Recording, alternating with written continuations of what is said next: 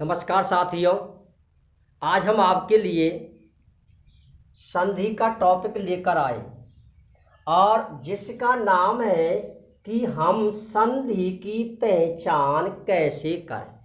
तो आपको ये देखना है कि संधि की पहचान हमें कैसे करनी। आपके सामने ये 4 दीर्घ वर्ण, यण वर्ण, गौण वर्ण और वृद्धि वर्ण, ये 4 वर्ण लिखे हुए हैं। दीर्घ वर्णों की संख्या है 4, जैसे आ, ई, ओ और चौथा है री। ये दीर्घ वर्ण है। यण वर्णों की संख्या भी 4 है, जैसे ये, वे, रे और ले। दीर्घ वर्णों की संख्या 4, यण वर्णों की संख्या 4, तो गुण वर्णों की संख्या कितनी होगी? गुण वर्णों की संख्या भी 4 होगी। गुण वर्णों की संख्या भी कितनी होगी? 4। जैसे ए, ओ, आर और चौथा है आर। अब देखिए, यहां आती है वृद्धि वर्ण। वृद्धि वर्णों की संख्या 2, आई और औ। वैसे वृद्धि वर्णों की संख्या भी 4 होती है और वो होती है आर, और ये हो जाएगा आर, क्योंकि इस समय वैसे एक ही वृद्धि वर्ण होता है, वो होता है एक ही वृद्धि होगी आ। सीधा आप ध्यान करें, वृद्धि वर्णों की संख्या मूल रूप से नहीं माना जाता है आई और औ। यदि री दिया हो तो उसे आर में बदल देते हैं, और यदि ली दिया हो तो उसे आर में बदल देते हैं। इसका मतलब है एका वृद्धि वर्ण है आ। दीर्घ वर्णों की संख्या 4, यण वर्णों की संख्या 4, गुण वर्णों की संख्या 4 और वृद्धि वर्णों की संख्या भी है 4। अब देखिए, एक आता है इक वर्ण। इक वर्णों की संख्या भी होती है 4, जैसे ई, ओ, री और ली।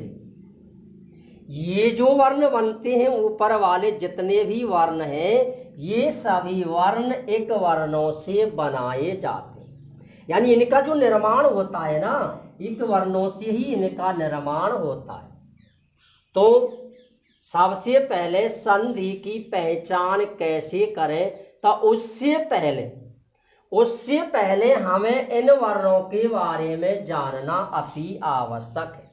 इसके बाद केवल हम 2 मिनट में 5 ही संधियों की पहचान कर सकेंगे। तो देखिए, ये जो एक वर्ण है, एक वर्णों की संख्या है 4, वृद्धि वर्णों की संख्या भी मानी जाएगी 4, गुण वर्णों की संख्या है 4, यण वर्णों की संख्या है 4 और दीर्घ वर्णों की संख्या है 4। तो देखिए, यानी एक वर्णों से गुण वर्ण, गुण वर्णों से वृद्धि वर्ण, एक वर्ण से ही बनता है यण वर्ण। तो आपको ये चीज ध्यान रखनी है। सबसे पहले जब हम संधि का टॉपिक पढ़ते हैं, तो संधि के बारे में जानने से पहले इन वर्णों के बारे में अवश्य जानें। एक वर्णों की संख्या 4 है, तो यण वर्णों की संख्या भी 4। मैंने आपसे पहले कहा है कि इन वर्णों की उत्पत्ति जो होती है ना, इन वर्णों का जो निर्माण होता है, वो एक वर्णों से होता है। अब वो देखिए वो किस प्रकार से होता है। ई, यानी एक वर्ण को यण वर्ण में बदलना यण संधि कहलाती है, एक वर्ण को गुण वर्ण में बदलना गुण संधि कहलाती है, और एक वर्ण को वृद्धि वर्ण में बदलना वृद्धि संधि कहलाती है। वैसे इसमें वर्ण अलग होते हैं। अब पहले आप क्रम से देखें। ई का यण वर्ण है ये, ओ का यण वर्ण है वह, री का यण वर्ण है रे, और री का यण वर्ण है ले। ई का गुण वर्ण है ए, ऊ का गुण वर्ण है ओ, और री का गुण वर्ण है आर, और री का गुण वर्ण है आर। ये इनका क्रम है। तो देखिए, वर्णों की संख्या 4। एक नंबर को एक नंबर में ही बदलेंगे, 2 नंबर को 2 नंबर में ही बदलेंगे, 3 नंबर को 3 नंबर में ही बदलेंगे, और 4 नंबर को 4 नंबर में ही बदलेंगे। यदि एक वर्ण को यण वर्ण में बदला जाता है तो वो संधि बन जाती है यण संधि। ई को यण में, यानी ई का यण वर्ण है ये, ऊ का यण वर्ण है वे, री का यण वर्ण है रे, और री का यण वर्ण है ले। तो आप सबसे पहले इनका क्रम आपको पता होना चाहिए। यदि आपने इनको बोल दिया ये रे ले वे, तो ये गलत। यानी इनका जो क्रम है ना, वो क्रम है ये वे रे और ले। आप इसी क्रम से इन्हें याद करें, क्योंकि इन वर्णों का जो निर्माण होता है ना, इन वर्णों का निर्माण होता है प्रत्याहारों से।